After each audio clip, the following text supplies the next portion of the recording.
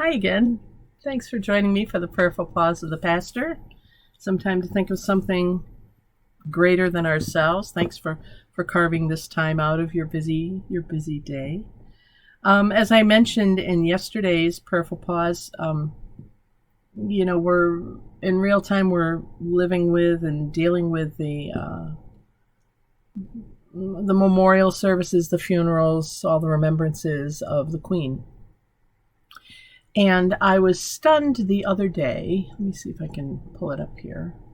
I was stunned the other day when I learned her many titles. Have you heard this? It's quite a list. Her full title was Elizabeth II, by the grace of God, of the United Kingdom of Great Britain and Northern Ireland, and of her other realms and territories, Queen, head of the Commonwealth, defender of the faith. That's some job title, isn't it? Elizabeth II, by the grace of God. So, owning the fact that she was placed there as a divine calling. Of the United Kingdom of Great Britain and Northern Ireland, and of her other realms and territories, Queen, head of the Commonwealth, defender of the faith. Well, that got me to thinking, what are my titles? What would I be like if I were to have, a series of titles like that? And it was kind of cool when I started thinking about it. I mean, I didn't write them down or anything. I'm not that conceited and self-focused. But just think about it in terms of your own life. What would you put there? I mean, I hope it would be something like, Deborah, by the grace of God. Let's put that one there first. And then what am I? Mother. Partner. Soon to be, perhaps, wife. Minister in the Church of Jesus Christ. Author, writer, composer, singer, community organizer, bridge maker, I hope, professional coach. I don't know. See, there's a long list for every one of us. And at the last, it says defender of the faith. Now, of course, she was the head of the Anglican Church, right? Go back in your church history. King Henry VIII. But I would hope that I would put that on my title too, defender of the faith. Not sure what the faith is that I'm defending all the time. It's not always institutionalized, is it? But what would you put there? What would be your title? If you had a royal title like that, what would it be for you? Your name, by the grace of God. What are you called to do? To be ordained elder, ordained deacon, wife, mother, grandmother, husband, daughter, nurse, secretary, gardener, writer, teacher. What would you put in there? And then, how many of those titles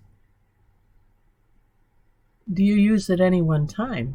And I don't just mean at one instant, but I mean at this time in your life. Because I think that most of us cycle through different titles. There are different emphases in our lives at different times. But what are the ones that are constant? Well, hopefully for me, by the grace of God, and hopefully I'm always mom, partner, soon-to-be wife, minister. I hope I'm always a bridge builder, defender of the faith. What are those things for you? I wonder how she felt about all these titles. Each one brought its own set of responsibilities and responsibilities and duties, I guess. I wonder if they ever came in conflict. Mine do, don't yours? Mine come in conflict between being a parent and, my job and my family. Do you have your priorities straight on what you're going to do? Which ones are higher on your list? Certainly, God. For me, it's God, family, work, in some kind of order like that. But at different times, family is most important, and I know that God's got this. Or work rises to the surface because of something that's happening there. But then there are other qualities that are ongoing, I hope. Community organizer, bridge builder, reconciler, defender of the faith. She's not the only one who gets to have titles. We do too. What are the ones that you choose to identify with for yourself? The more we can identify that, the more we become safe, secure, maybe not safe, but secure and clear. That's the word I mean. The more we become clear in who we are and whose we are and what we're supposed to do with our lives. So I invite you today to be thinking of your titles and list them out. What order would you put them in? What's most important to you? And why? And if they come in conflict, how do you determine which one moves to the top of the list?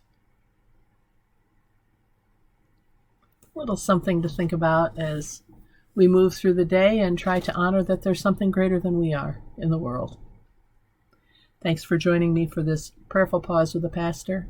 I'm Pastor Deb Swift of South and Irondequoit Presbyterian Churches in Rochester, New York. I look forward to seeing you back here next time. Think about those titles now. Ask God to help you put them in order. And until next time, God bless. Take care and bye for now.